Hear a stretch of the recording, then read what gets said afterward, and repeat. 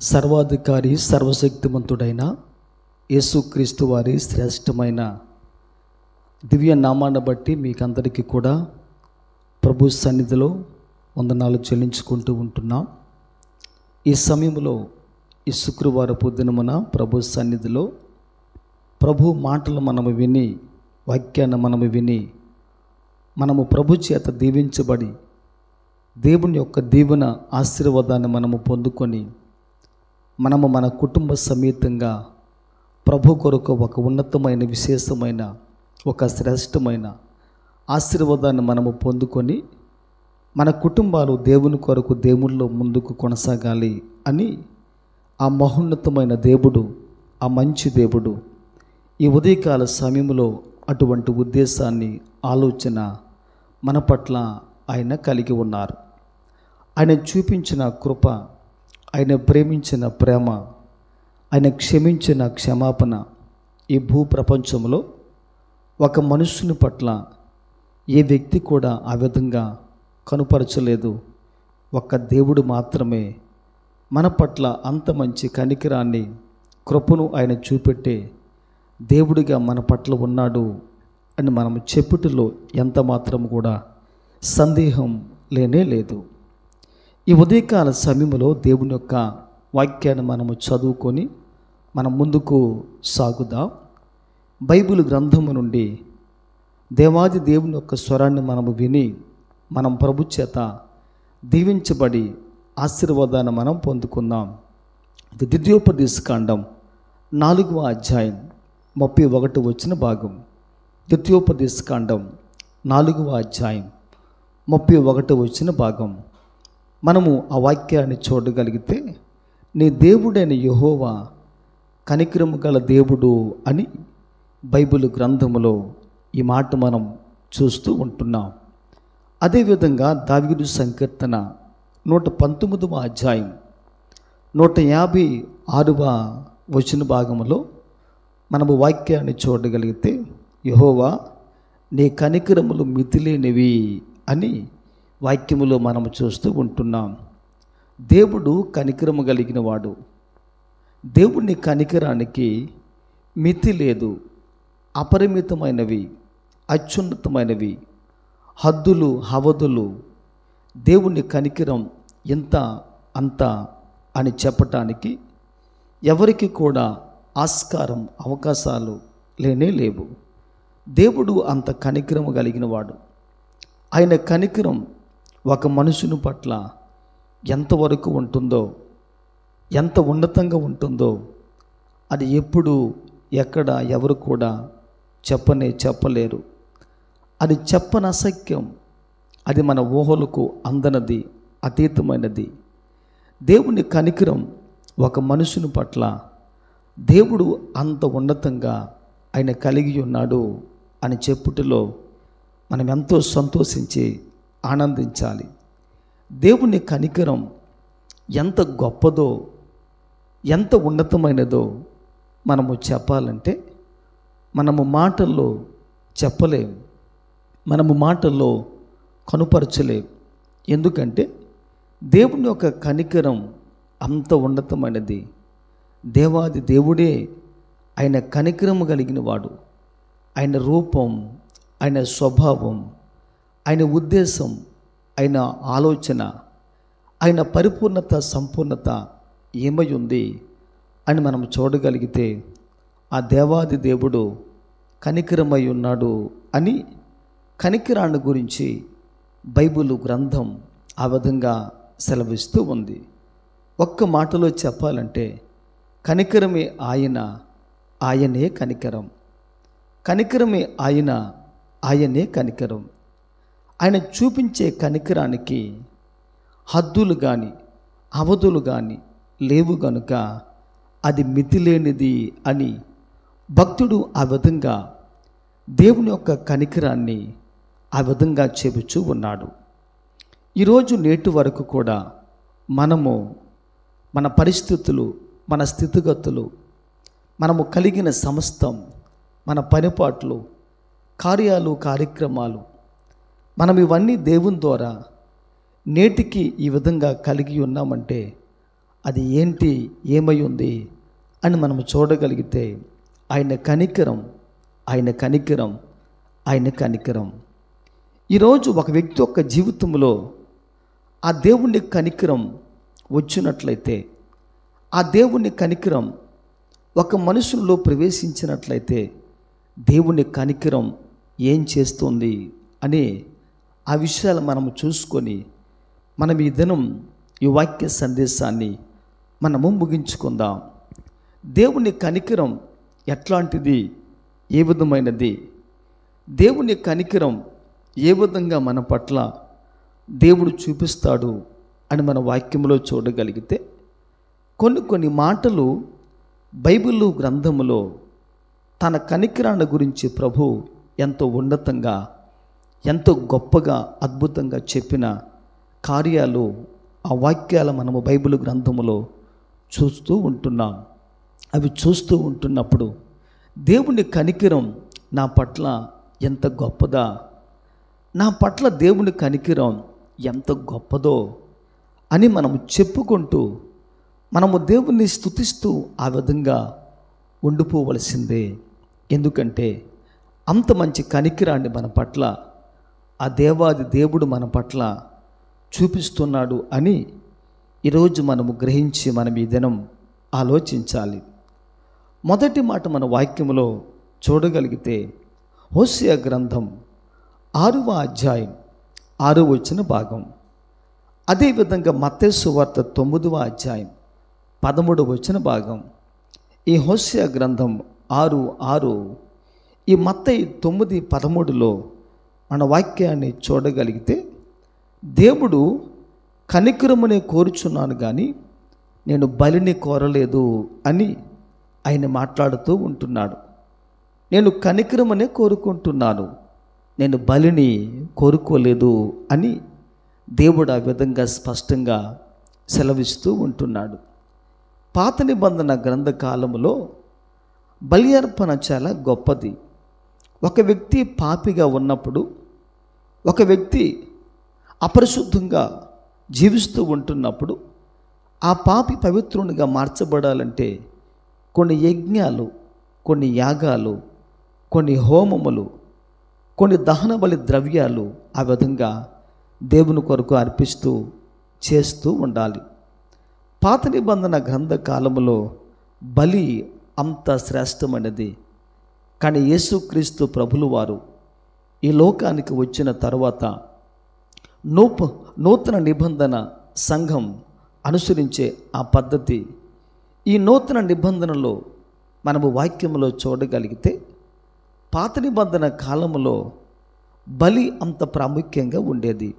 అయితే ఈ క్రొత్త నిబంధన కాలములో బలి కన్నా మించినది, బలి కన్నా శ్రేష్టమైనది, దేవుని కనికరం ఎంత గొప్పదో అని మనము చూడగలిగితే, దేవుని కనికరం దహన బలి ద్రవ్యము కన్నా గొప్పది అని ఈ 2 మాటల్లో కూడా వాక్యం మనతో ఆ విధంగా మాట్లాడుతూ ఉంది. హోషేయ గ్రంథం 6:6, ఈ మత్తయి 9:13లో వాక్యం అంటున్న మాట ఏంటంటే, నేను కనికరమనే కోరుకుంటున్నాను, నేను బలిని కోరుకోనటం లేదు అని ప్రభు ఆ విధంగా స్పష్టంగా చెప్పాడైనా. ఈ రోజున ఒక వ్యక్తి యొక్క జీవితంలో దేవుడు కోరుకున్నది ఏంటి అని మనం చూడగలిగితే, కనికరం. ఈ కనికరం దహన బలి ద్రవ్యము కన్నా శ్రేష్టమైనది, అత్యున్నతమైనది, అత్యుత్తమమైనది అని ఈరోజు చెప్పుటలో, ఈరోజు వివరించుటలో అది ఎంత మాత్రం కూడా సందేహం లేదు అని ఈరోజు దైవ లేఖన భాగం ఆ విధంగా మనతో మాట్లాడుతూ ఉంది.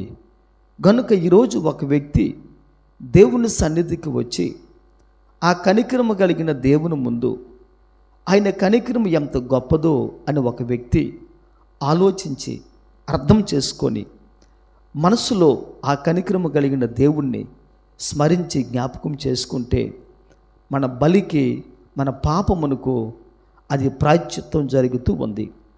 మన పాపమునకు బలి కన్నా మించినది ఏంటి అని మనం చూడగలిగితే, దేవాది దేవుని కనికరం అని ఈరోజు లేఖన భాగం ఆ విధంగా సెలవిస్తూ ఉంది. గనుక ఒక వ్యక్తి దేవుని సన్నిధిలో విరిగి నలిగిన మనస్సుతో దేవుని కనికరముతో నింపబడి కనికరాన్ని పొందుకొని విరిగి నలిగిన మనస్సుతో ఒక వ్యక్తి దేవుని సన్నిధిలో కనిపించినట్లయితే, దేవుని సముఖంలో కనిపించినట్లయితే, ఈ మనుషుని చూసిన ఆ దేవుడు చాలా సంతోషించి ఆనందించి వాని మనవులు, వాని విజ్ఞాపన, వాని విన్నపం, వాని ఆక్రందన, ఆవేదన దేవుడు విని ఆ మనుషుని జీవితంలో దేవుడు సహాయం చేయటానికి అవకాశం ఎంతైనా ఉంది. అవకాశం ఎంతైనా ఉంది. దేవుని కనికరం ఇంకా ఎంత గొప్పదో అని మన వాక్యములో చూడగలిగితే, దయతో వాక్యాన్ని చూడండి. మార్కు సువార్త 1వ అధ్యాయము 41వ భాగం, అదేవిధంగా మత్తయి సువార్త 20:34లో మనము వాక్యాన్ని చూడగలిగితే, ఆయన కనికరపడి చెయ్యి చాపి వాణ్ణి ముట్టి, యేసు కనికరపడి నాకు ఇష్టమే అని చెప్పెను అని దేవుని వాక్యం ఆ విధంగా సెలవిస్తూ ఉంది. ఆయన కనికరపడి చెయ్యి చాపి వాణ్ణి ముట్టెను అని మార్కు సువార్తలో వ్రాయబడి ఉంది. రెండవదిగా యేసు కనికరపడి వాని కన్నును ముట్టెను అని బైబిల్ గ్రంథములో, ఇక్కడ వాక్యములో ఆ విధంగా మనం చూస్తూ ఉంటున్నాం. యేసయ్య కుష్ఠరోగిని ముట్టాడు. యేసయ్య గ్రుడ్డివాణిని ముట్టాడు. కుష్ఠరోగి, గురుడ్డివాడు స్వస్థతకు కారణం ఏమై ఉంటుంది అని మనం చూడగలిగితే, వాళ్ళు గొప్పవారని యేసయ్య వారిని ముట్టలేదు.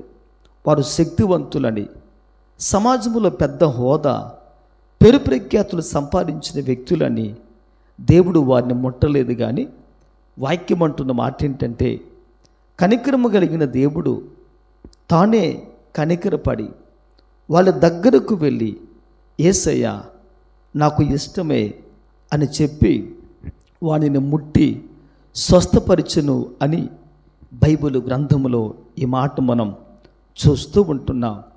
అనగా అర్థం ఏంటంటే, ఈ మార్కు సువార్త 1:41, ఈ మత్తయి సువార్త 20:34లో వాక్యం మనతో మాట్లాడుచున్న మాట ఏమై ఉందని మనం చూడగలిగితే, దేవుని కనికరం ఒక మనుషుని స్వస్థపరుస్తుంది.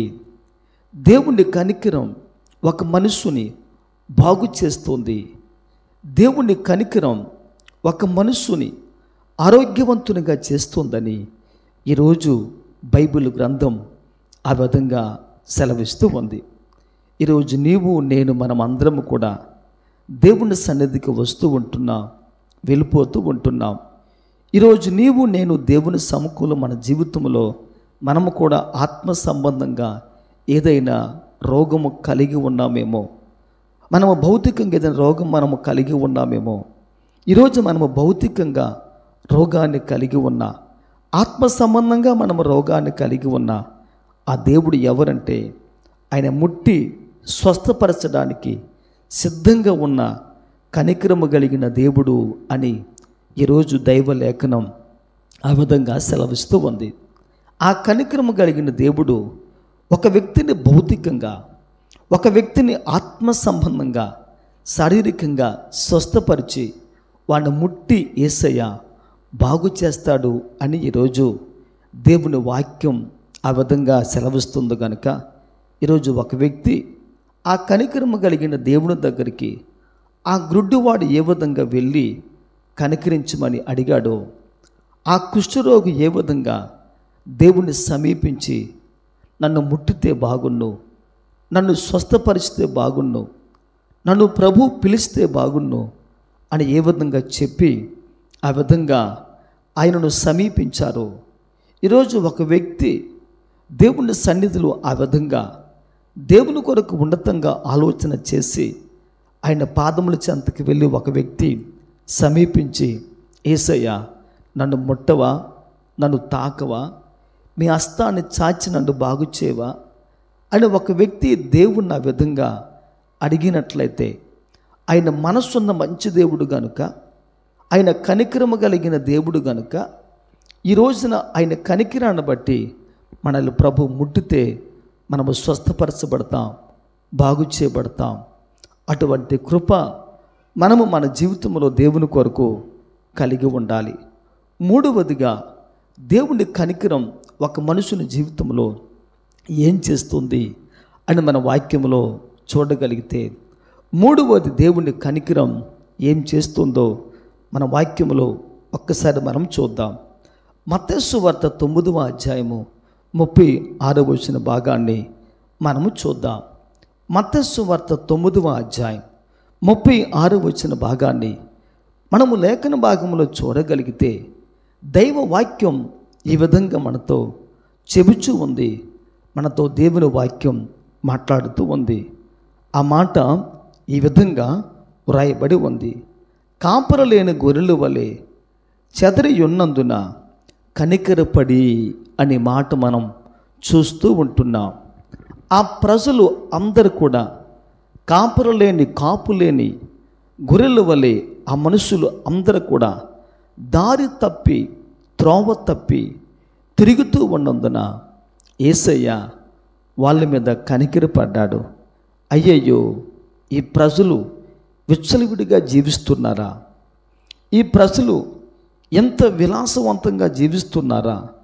ఒకరితో మరి ఒకరు సంబంధాలు లేకుండా, కట్టుబాట్లు లేకుండా, కలిసిమెలిసి లేకుండా ఈ విధంగా వాళ్ళు జీవిస్తున్నారా అని చెప్పి యేసయ్య వారి మీద కనికరపడెను అని దేవుని వాక్యం ఆ విధంగా ఈ మత్తయి సువార్త 9:36లో మనము చూసినట్లయితే ఆ విధంగా మనతో వాక్యం మాట్లాడుతూ ఉంది. అనగా మూడవదిగా, దేవుని కనికరం ఎంత గొప్పది అని మనము చూడగలిగితే, దేవుని కనికరం సమకూర్చేది, దేవుని కనికరం సమకూర్చేది విచ్ఛిన్నమైపోయింది, శిథిలమైపోయేది, నాశనమవుతూ ఉన్నదాన్ని దేవుడు ఏ విధంగా చేసేవాడంటే, ఆయన పాడైన వాటిని బాగు చేసే దేవుడిగా ఈరోజు ప్రతి వారి జీవితంలో ఆయన ఉన్నాడని దేవుని వాక్యం ఆ విధంగా సెలవిస్తూ ఉందన్నమాట. కనికరం కలిగిన దేవుడు చేసే పని ఏమిటంటే, ఆయన సమకూర్చేవాడే కానీ ఆయన చెదరగొట్టేవాడు కాదు. ఆయన కూడగొట్టేవాడే కానీ ఆయన చెదరగొట్టేవాడు ఎప్పటికీ కూడా కానే కాదు అని మనం ఈరోజు గమనించి ఆలోచించాలి. యేసయ్య కూడగట్టేవాడు, యేసయ్య ఐక్యపరిచేవాడు, యేసయ్య సమస్తాన్ని కూడా సక్రమంగా జరిగించేవాడు. యేసయ్య ఎవరు అని మనం చూడగలిగితే, ఆయన మనం మేలు కొరకు కట్టువాడుగా, సమకూర్చువాడుగా, ఆయన సమస్తము చేయగలిగిన వాడుగా, ఐక్యపరచువాడుగా ఈరోజు మన జీవితంలో ఉన్నాడని దేవుని వాక్యం ఆ విధంగా సెలవిస్తూ ఉంది. అది కుటుంబమైన కావచ్చు, అది ఒక వ్యవస్థ అయినా కావచ్చు, అది సమాజమైన కావచ్చు, సంఘమైనా కావచ్చు. కుటుంబమైన, వ్యవస్థ అయినా, సంఘమైన, సమాజమైన విచ్ఛిన్నమైపోతున్న ఈ తరుణంలో ప్రతి వ్యక్తి కూడా ఏం చేయాలంటే ఐక్యపరచాలి, కలపాలి, సరిచేయాలి, ఒకటిగా చేయగలగాలి. ఈ విధంగా చేయగలిగిన వారు ఎవరైనా ఉన్నారా అని మనం చూడగలిగితే, ఈ లోకములో ఇటువంటి ఐక్యపరిచే వ్యక్తులు ఈ ప్రపంచంలో ఎవరు కూడా లేరు. కొంతమంది కలిసి ఉంటే చూడలేరు, కొంతమంది విడిపోతే సంతోషం, కొంతమందికి ఐక్యత అంటే నచ్చదు, ఇష్టపడరు, వారి మనస్సుకు అంత సమ్మతిగా ఉండదు. ఈ విధంగా ఎందుకు ఈ లోకంలో జరుగుతుంది అని మనం చూడగలిగితే, ఆది నుండి కూడా ఇప్పటి వరకు కూడా సాతానుడు ఎన్నో కుటుంబాలను, ఎన్నో వ్యవస్థలను, ఎంతో సమాజాన్ని, ఈ సమాజంలో ప్రభావితాన్ని కలుగజేసి అక్కడక్కడ చెడిపోయి, విడిపోయి, బ్రతుకులు బాగులేకుండా జీవితంలో చిందరవందరగా మార్చబడుతున్న వ్యక్తులు ఈ ప్రపంచంలో చాలామంది ఉన్నారు, ఈ విశ్వంలో చాలామంది ఉన్నారు. ఎందుకు అని మనం చూడగలిగితే, సాతానునికి పడగొట్టడమే కానీ కట్టడం చేతకానే కాదు. సాతానుడు ఎప్పుడు కూడా విడగొట్టేవాడే కానీ వాడు చెడగొట్టేవాడే కానీ వాడు కలిపేవాడు ఎప్పుడు కూడా కానే కాదు ఈరోజు అని మనము గ్రహించి మన మీదనం ఆలోచించాలి. బహుశా ఈరోజు మన కుటుంబంలో భార్య, భర్త, బిడ్డలు, అన్నదమ్ములు, అక్క చెల్లెండ్రు విచ్ఛిన్నమైపోయి మనస్పర్ధలు వచ్చి కలవలేక సమస్యలతో బాధపడుతూ ఎడమొఖం పెడమొఖం, వీళ్ళంటే వాళ్ళు, వాళ్ళంటే వీళ్ళు, ఆ విధంగా సమ్మతి లేక మనము పగతో, మనము ద్వేషముతో మనం ఈ రోజున మన జీవితాలు జీవిస్తూ ఉంటే, ఈరోజు ఆయన ఎవరంటే నీ వ్యవస్థని, నీ కుటుంబాన్ని, నీ సమాజాన్ని, నీ సంఘాన్ని, నువ్వు కలిగిన సమస్తాన్ని కూడా ఆ దేవుడు ఎవరంటే ఆయన కట్టేవాడు, సమకూర్చేవాడు అని ఈరోజు బైబిల్ గ్రంథం ఆ విధంగా సెలవిస్తూ ఉంది. ఆయన కనికరం ఎంత గొప్పదో అని మనం చూడగలిగితే, ఆయన కనికరం సమకూర్చే కనికరం, ఆయన కనికరం మనుషుని జీవితంలో సమస్తాన్ని సాధ్యపరిచే కనికరం. ఈరోజు ఆ కనికరాన్ని నీవు, నేను, మనమందరము దేవుని ద్వారా ఆ విధంగా పొందుకుంటూ ఉంటే, ఆయన కనికరం మన జీవితంలో ఎంత గొప్పదో, ఎంత గొప్పదో, ఎంత గొప్పదో ఒక్కసారి మనం ఈ దినమున జ్ఞాపకం చేసుకొని ఆలోచన చేయగలగాలి. ఇక 4వది, దేవుని కనికరం ఎంత గొప్పది అని మన వాక్యంలో చూడగలిగితే, దయతో వాక్యాన్ని చూడండి. లూకాసు వార్త 7వ అధ్యాయము 13వ వచన భాగం. లూకాసు వార్త 7వ అధ్యాయం 13వ వచన భాగాన్ని మన వాక్యంలో చూడగలిగితే, వాక్యం ఈ విధంగా సెలవిస్తూ ఉంది. ప్రభువు ఆమెను చూచి ఆమె యందు కనికరపడి ఏడవవద్దని ఆమెతో చెప్పి దగ్గరికి వచ్చి పాడిన ముట్టగా మోయుచున్నవారు నిలిచిరి అని దేవుని వాక్యములో ఈ మాట మనం చూస్తూ ఉంటున్నాం. ఈ సంఘటన యొక్క దృష్టాంతం ఎక్కడ జరిగింది అని మనము చూడగలిగితే, నాయీను అనబడే ఆ గ్రామములో ఒక తల్లికి ఒకే బిడ్డ ఉన్నాడు. ఆ బిడ్డను ఆ తల్లి ప్రేమతో, మమకారముతో ఆ తల్లి పెంచుకుంటూ ఉంటుంది. ఆ తల్లికి ఒకే ఒక బిడ్డ, ముందు కానీ వెనుక కానీ ఎవరూ లేరు. ఒకే ఒక బిడ్డ. తల్లికి బిడ్డ ఆధారం, బిడ్డకు తల్లి ఆధారం. వాళ్ళ తప్ప మరెవ్వరు కూడా లేరు. ఆ దినమున జరిగిన సంఘటన ఏమై ఉంది అని మనం చూడగలిగితే, ఒకానొక దినమున నాయీను పట్టణంలో, ఆ గ్రామములో ఆ బిడ్డ చనిపోయాడు. ఆ తల్లికి ఒకే బిడ్డ ఉన్నాడు. ఆయనను గవిని దాటించి తీసుకొని ఆ సమాధి కొరకు తీసుకుని వస్తూ ఉంటున్నారు. సమాధి చేయాలని చెప్పి గవిని దాటి పాడేను మోసుకొని తీసుకొని కొంతమంది వ్యక్తులు వస్తూ ఉంటున్నారు. పాడి బయటికి వస్తూ ఉంది. యేసయ్య లోపల ప్రవేశిస్తూ ఉన్నారు. పాడి బయటకు వస్తూ ఉంది. యేసయ్య లోపల ప్రవేశిస్తూ ఉంటున్నాడు. యేసు జీవము కలిగిన దేవుడు లోపలికి వెళుతూ ఉంటే మరణం బయటికి వస్తుంది. మరణము జీవము కలిసి ఎప్పుడు కూడా నివాసం చేయలేవు. మరణం జీవము కలిసి ఎప్పుడు కూడా నివాసము చేయలేవు. నాయీను అనబడే ఆ గ్రామములో ప్రభులు వారు ప్రవేశిస్తూ ఉంటున్నప్పుడు, ఆ గ్రామములో నుండి ఒక శవం బయటికి వస్తూ ఉంది. యేసయ్య చూశాడు. అయితే ఇక్కడ వాక్యం అంటున్న మాట ఏంటంటే, ప్రభువు ఆమెను చూసినప్పుడు ఆయన అనుకున్నది ఏంటంటే, వాక్యంలో రాయబడి ఉంది, ఆమె ఏడుస్తూ ఉంది, కన్నీళ్ళు విడుస్తూ ఉంది. ఆమె ఏడ్చుచు ఆ విధంగా బాధపడుతూ ఉంటున్నప్పుడు యేసు దగ్గరికి వెళ్ళి, అమ్మ ఏడవవద్దు అనే ప్రభులు వారు చెప్పి ఆమెను ధైర్యపరిచి ఆ తల్లిని ఆదరించి ఓదార్చి ఆయన అంటున్న మాట ఏంటంటే, పాడె దగ్గరికి వెళ్ళి పాడెను ముట్టిన వెంటనే పాడెను మోయిచున్న వ్యక్తులు ఆగిరి దింపారు. యేసయ్య ప్రార్థించారు, పాడెను ముట్టారు. ఆ ముట్టిన వెంటనే ఏమైంది అని మనం ఆలోచన చేయగలిగితే ఆ క్రింది వాక్య భాగాలలో ఈ విధంగా వ్రాయబడి ఉంది. ఆ వ్యక్తి సజీవునిగా లేచాడు.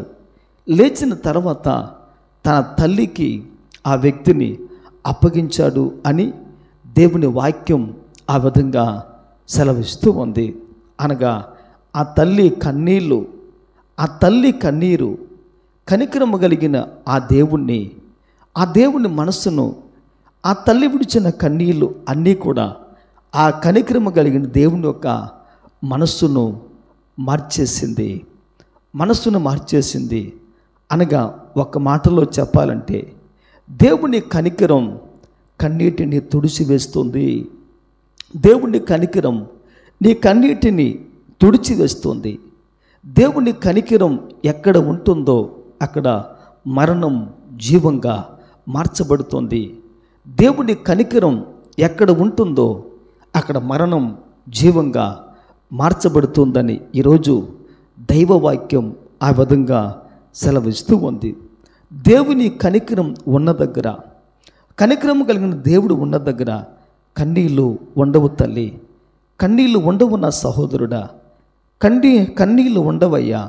ఎందుకంటే కనికరము కలిగిన దేవుడు మన యొద్ద ఉంటే, మనతో ఉంటే, మనలో ఉంటే, మన దగ్గర ఉన్న కన్నీళ్ళు ఎప్పుడు కూడా ఆనంద బాష్పాలుగా మార్చబడతాయి, ఆశీర్వాదకరంగా మార్చబడతాయి, దీవెనకరంగా మార్చబడతాయి. ఈరోజు దేవుని యొక్క వాక్యం అంటున్న మాట ఏంటంటే, ప్రభు ఆమెను చూచి ఆమె అందు కనికరపడి ఏడవవద్దని చెప్పి ఆమె దగ్గరికి వెళ్ళి యేసయ్య ఆదరించి ధైర్యపరిచి ఓదార్చారైన. ఒక మాటలో చెప్పాలంటే దేవుని కనికరం కన్నీటిని తుడుస్తోంది. దేవుని కనికరం మరణాన్ని జీవంగా మార్చుతుంది అని ఈరోజు మనము గ్రహించి మనం ఈ దినం ఆలోచించాలి. బహుశా ఈరోజు ఈ మాటలు మనం వింటూ ఉంటున్నాం. మనం ఈ మాటలు వినుచూ ఉంటున్నప్పుడు మన జీవితంలో, మన కుటుంబంలో కన్నీళ్ళు ఉన్నాయేమో, ఇబ్బంది ఉందేమో, దుఃఖం ఉందేమో, వేదన, కలవరం, భయము, ఆ సమస్యలు ఇవన్నీ మన జీవితంలో ఉన్నాయేమో, మన జీవితంలో వ్యాధి ఉందేమో, మన జీవితంలో మరణకరమైన ఆ స్థితి, ఆ సమస్యలు మన జీవితంలో ఉన్నాయేమో. ఈరోజు వాక్యం అంటున్న మాట ఏంటంటే దేవుని కనికరం ఎంత గొప్పది అని మనం చూడగలిగితే, దేవుని కనికరం నీ యొక్క కన్నీటిని తొడవగలిగే కనికరం, దేవుని కనికరం నిన్ను ఆనందింపచేసే కనికరం, దేవుని కనికరం నీకు సంతోషాన్ని ఇచ్చే కనికరం, దేవుని కనికరం నిన్ను ధైర్యపరిచి, బలపరిచి, ఆదరించి, ఓదార్చే కనికరం, దేవుని కనికరం మరణాన్ని జీవంగా మార్చే కనికరం. ఈరోజు ఒక వ్యక్తి దేవుని సన్నిధిలో ఈ విధంగా జీవించగలిగితే నిజంగా మన జీవితాన్ని దేవుడు ఆశీర్వాదకరంగా మారుస్తూ ఉంటాడు. ఆయన కనికరం అంత గొప్పది. 5వదిగా మన వాక్యంలో చూడగలిగితే 1 తిమోతి పత్రిక 1వ అధ్యాయము 13వ వచన భాగాన్ని మనము చూద్దాం. తిమోతి మొదటి పత్రిక 1వ అధ్యాయం 13వ వచన భాగాన్ని మనం చదువుకొనగలిగితే దేవుని వాక్యములో ఈ విధంగా వ్రాయబడి ఉంది.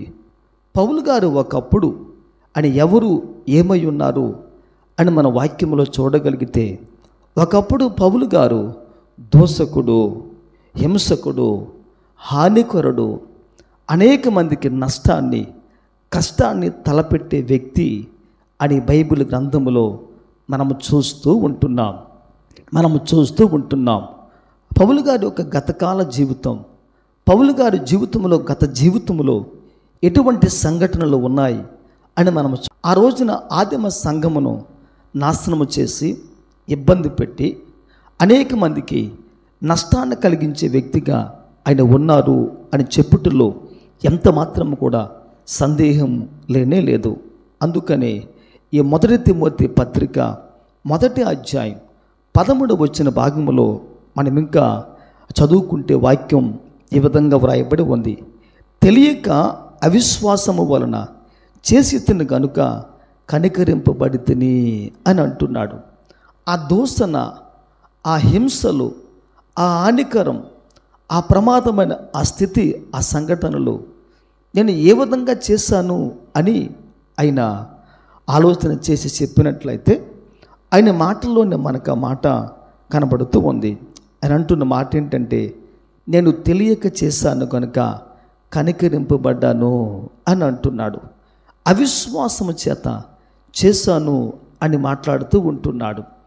ఒకటి, అవిశ్వాసాన్ని బట్టి పౌలు గారు చేశారు గనుక. మొదటి మాట, ఆయన తెలియక చేశారు గనుక, తెలియకుండా చేసినందున, అవిశ్వాసము కలిగి చేసినందున దేవుని చేత కనికరింపబడ్డాడు అని ఈరోజు బైబిల్ గ్రంథములో ఆ విధంగా మనము చూస్తూ ఉంటున్నాం. ఒక వ్యక్తి తెలిసి చేసినట్లయితే అది తప్పిదం, నేరముగా మార్చబడుతుంది. ఒక వ్యక్తి తెలియకుండా చేసినట్లయితే అది కనికరింపబడి దేవుని చేత కనికరాన్ని పొందుకొని ఆ పాపం విషయంలో ఆ వ్యక్తి ప్రాయశ్చిత్తం పొందడానికి దేవుడు తన కృపను ఆ మనుషుని పట్ల చూపిస్తాడు, ఆ మనుషుని పట్ల చూపిస్తాడు అని దైవ లేఖన భాగం ఆ విధంగా చెబుతూ ఉంది.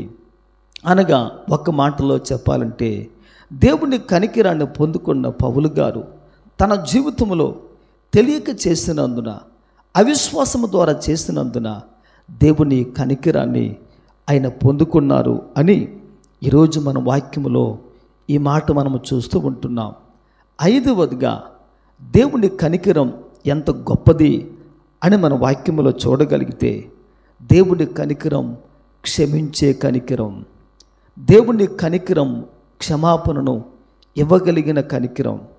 నేను ఎంత ఘోర పాపినైనా కావచ్చు, గత కాలంలో నేను క్రీస్తుని అంగీకరించక మునుపు, నేను క్రీస్తును నమ్మక మునుపు, నేను ప్రభువును ఎరుగక మునుపు నా జీవితం ఎంత దుర్భరంగా ఉన్నా, నా జీవితంలో ఎంత పాపం, ఎంత శాపం, ఎంత అవిధేయత, ఎన్ని హింసలు, ఎంత దూషణ, ఎంత హానికరమైన ప్రమాదాలు నేను ఏవి తలపెట్టినా సరే, నా ప్రభులు వారు నా పాపాన్ని ఆయన చూడకుండా, ఆయన లెక్కించకుండా నా పాపాన్ని క్షమించే విషయంలో ఆయన ఎవరంటే దేవుని కనికరము చూపెట్టేవాడు అని ఈరోజు వాక్యం ఆ విధంగా సెలవిస్తూ ఉంది.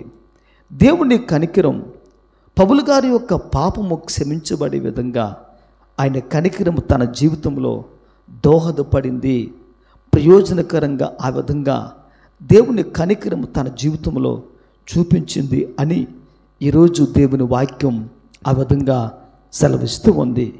ఈరోజు ఈ మాటలు వినిచున్న నీవు నీ జీవితంలో నువ్వు చేస్తున్న తప్పు తెలిసే చేసావేమో, తెలియకుండా చేసావేమో, పొరపాటును చేసావేమో, ఇబ్బంది పడి చేసావేమో, మోసాన్ని తట్టుకోలేక నువ్వు చేస్తున్నావేమో. కానీ ఈరోజు వాక్యం అంటున్న మాట ఏంటంటే, నీవు తెలిసి చేసిన తప్పు కానీ, నువ్వు తెలియకుండా చేసిన తప్పు కానీ దేవుని సన్నిధిలో ఒప్పుకొని ఈరోజైనా విడిచిపెట్టి దేవుని కనికరాన్ని మనం పొందుకోవాలి. దేవుని కనికరం ఎంత గొప్పది అని మనం చూడగలిగితే, దేవుని కనికరం ఒక పాపిని క్షమించగలిగిన కనికరం, దేవుని కనికరం ఒక పాపిని పరిశుద్ధంగా చేయగలిగిన కనికరం, దేవుని కనికరం ఒక మనుషునికి క్షేమాభివృద్ధి కలిగించే కనికరం ఈరోజు దేవుని దగ్గర ఉందని మనము గమనించి మన ఈ దినం ఆలోచించాలి. ఈరోజైనా ఇంకా మన జీవితంలో ఏమైనా తప్పిదములు, చిన్న చిన్న పాపములు, దోషములు, అపరాధములు ఈరోజు మన జీవితంలో కలిగి ఉంటే ఇవన్నీ కూడా ఆ ప్రభు దగ్గరకు తీసుకొని వెళ్ళి, యేసయ్యా మీ కనికరము చాలా గొప్పది కదా ప్రభా, నా పాపాన్ని క్షమించండి తండ్రి అయ్యా అని ఒక వ్యక్తి దేవుని సన్నిధికి వెళ్ళి ఆ విధంగా మనస్ఫూర్తిగా కృతజ్ఞత భావముతో దేవుని పాదములో పట్టుకొని కన్నీళ్లు విడిచి ఒక వ్యక్తి తన పాపాన్ని ఒప్పుకుంటే దేవుని వాక్యం అంటున్న మాట ఏంటంటే, ఆయన క్షమించుటకు సిద్ధ మనసు కలిగినవాడు, ఆయన క్షమించుటకు సిద్ధ మనసు కలిగినవాడు అని దైవ లేఖనం ఆ విధంగా సెలవిస్తూ ఉంది. ఇంకా దేవుని కనికరం ఎట్లాంటిది, ఏ విధంగా ఉంది అని మన వాక్యంలో చూడగలిగితే, దయతో ఒక్కసారి మీరు వాక్యాన్ని చూడండి.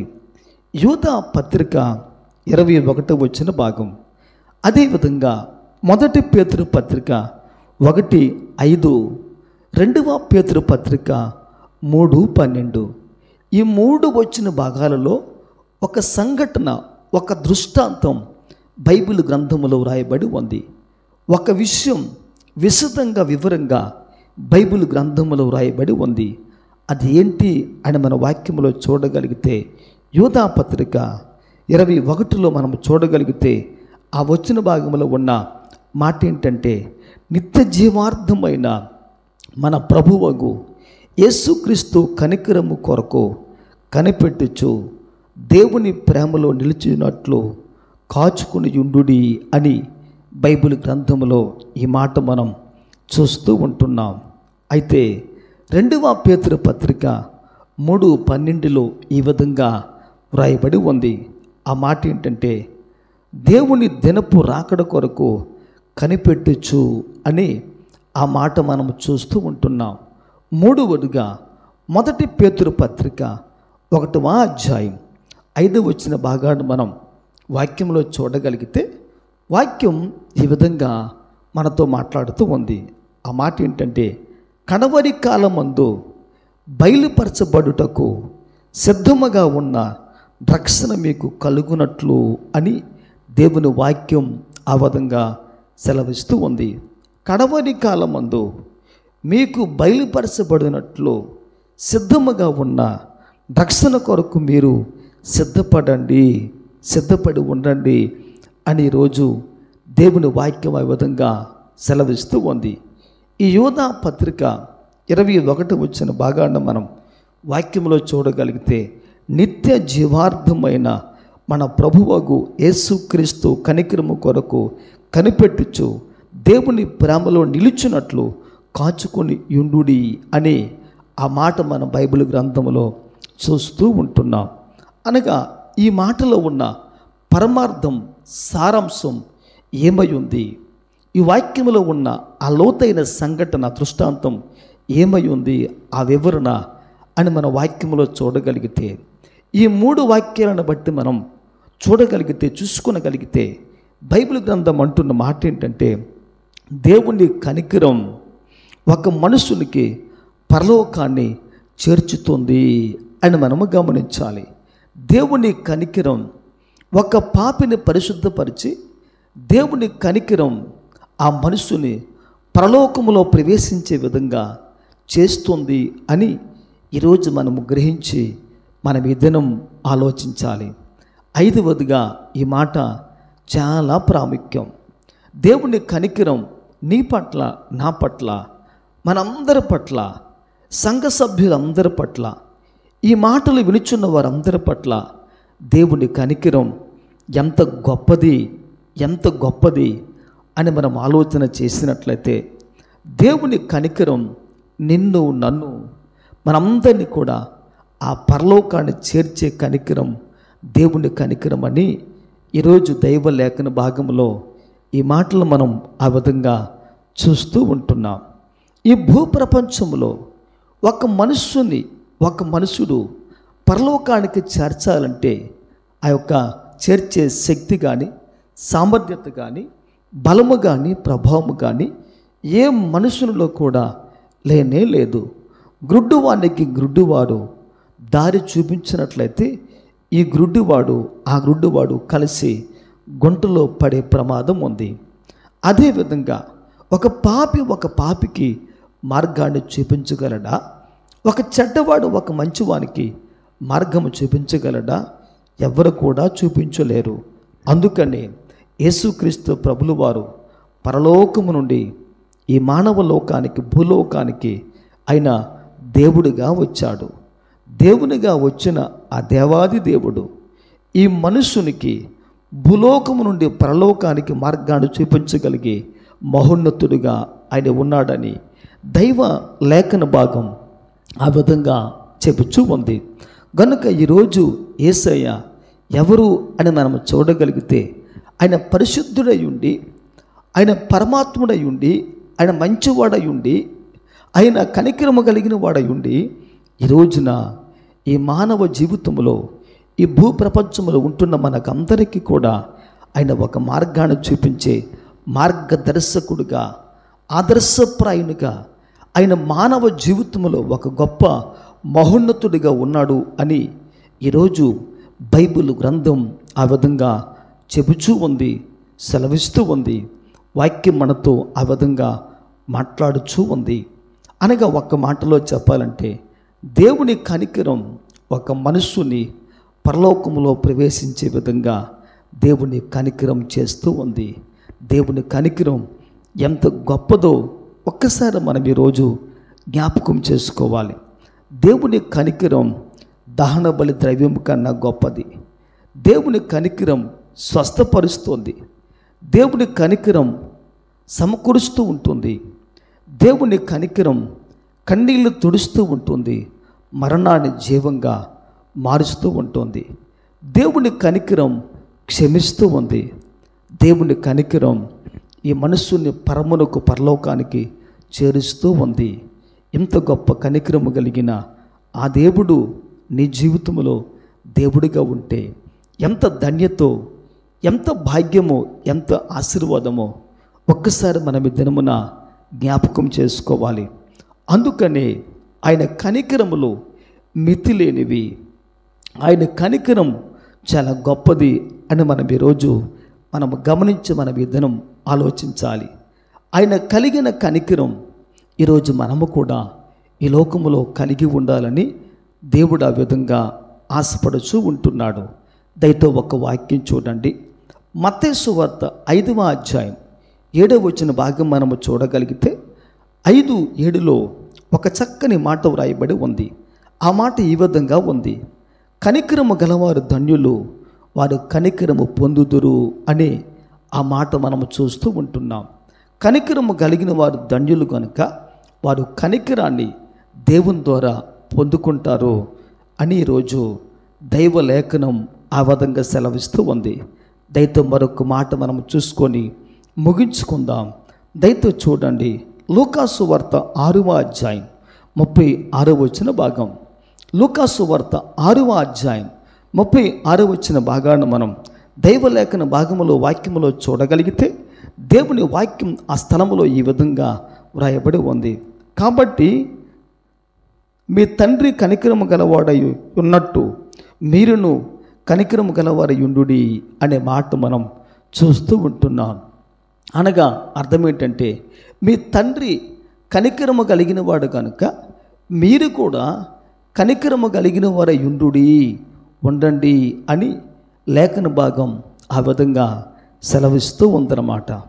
క్రైస్తవుడు ఎప్పుడు కూడా క్రీస్తుని అనుసరిస్తూ జీవించాలి. క్రీస్తును ఆదర్శప్రాయంగా తన జీవితంలో బ్రతుకు దినములలో ఎప్పుడు కూడా క్రైస్తవుడు క్రీస్తుని ఆదర్శప్రాయంగా పెట్టుకొని మనుషుడు ఎప్పుడు కూడా జీవితాన్ని ముందుకు దేవుల్లో కొనసాగించాలి. ఈరోజు దేవుని యొక్క వాక్యం మనతో మాట్లాడుచున్న ఈ మాట మనము చూడగలిగితే, దేవుని వాక్యం అంటున్న ఈ మాటలో ఉన్న పరమార్థం ఏంటంటే, మన పరలోకపు తండ్రి కనికరము కలిగిన వాడు కనుక ఈరోజు మనము కూడా దేవుని సన్నిధిలో ఆయన వలె ఆయన కలిగిన గుణాన్ని, ఆయన కలిగిన స్వభావాన్ని, ఆయన కలిగిన ఉద్దేశాలు, ఆయన కలిగిన ఆలోచనలు, ఆయన కలిగిన విధి విధానాలు, ఆయన కలిగిన పరిస్థితి ఈరోజు మనము దేవుని కొరకు కలిగి ఉండాలని ఈరోజు బైబిల్ గ్రంథం ఆ విధంగా చెబుతూ ఉంది.